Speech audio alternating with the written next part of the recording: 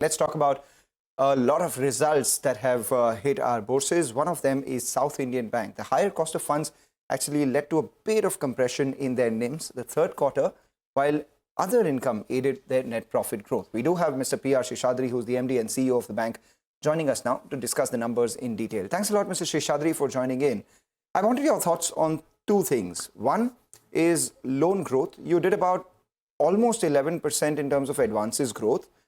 What was that comprised of in terms of loans to corporates and loans to MSME and retail?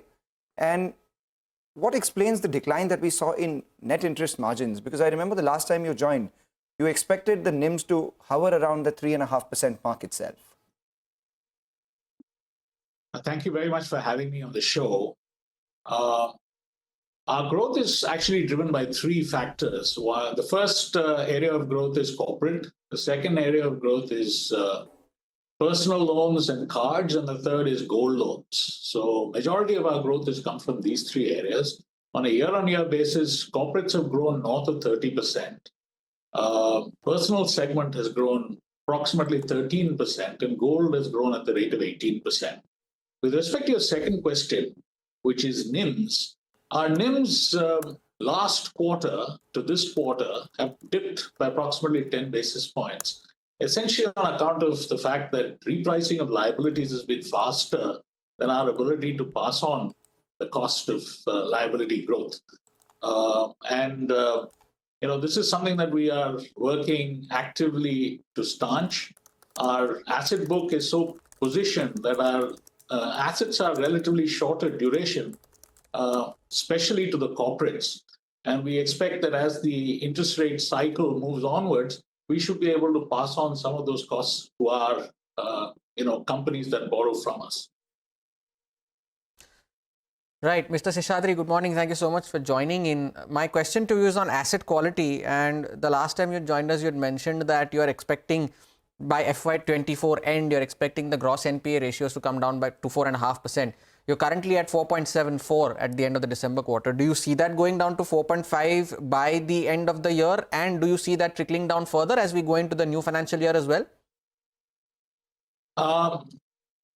Our gross NPA ratios as well as net NPA ratios have been trending down sequentially quarter upon quarter.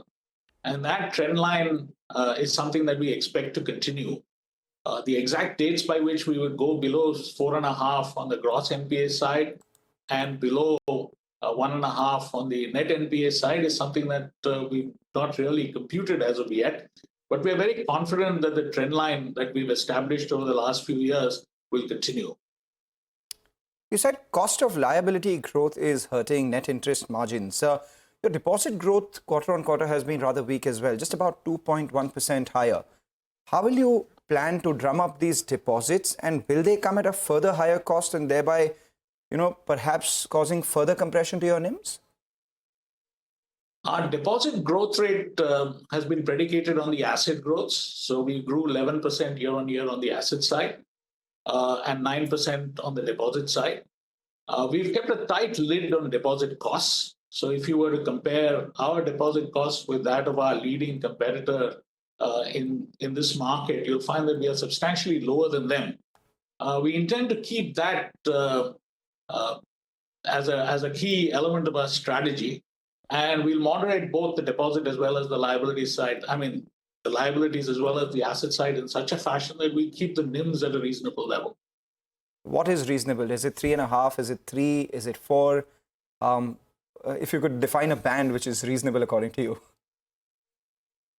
We expect to grow both assets as well as liabilities in the early teens in the year ahead. So that's the number that we're looking at. And for NIMs?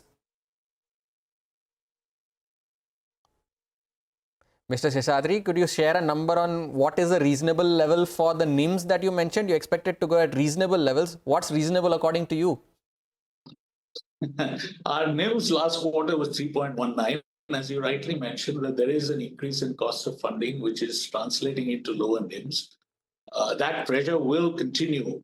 So our aim for the present is to ensure that the NIMs stay where they are, and over a period of time, revert to our longer-term stated goal of getting to 3.5. But I think in the near term, that pressure will continue, and our aim is to stay where we are and then move upwards. Right. Mr. Seshadri, just one question on the Reserve Bank of India as well. Has the central bank communicated to you about mentioning the CD ratio to be at 75%? Have you received any such communication? No, I have not received any such communication. Our CD Right. ratio is at 78% at this point in time, and I think we are very comfortably positioned.